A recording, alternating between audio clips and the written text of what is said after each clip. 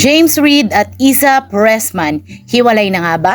Hot topic ngayon sa social media ang celebrity couple na sina Isa Pressman at James Reid matapos mamataan ng mga eagle-eyed netizens ang pag-unfollow nila sa isa't isa sa Instagram. Matatanda ang ilang buwan lang nakalipas ay very sweet pa ang dalawa sa isa't isa habang pinapahayag sa madla na they are obsessed with each other.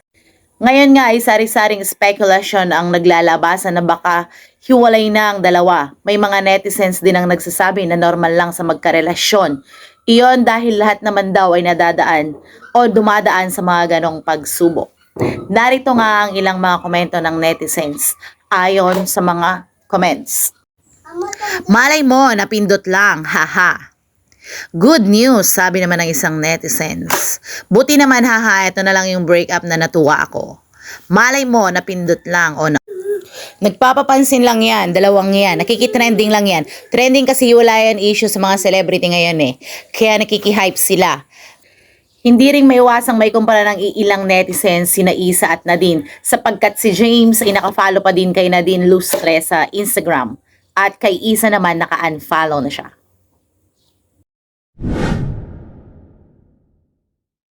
Kung kayo ang tatanungin mga kapwa kumarites, naniniwala ba kayo sa issue na ito? O till next video sa mga kumarites. See ya!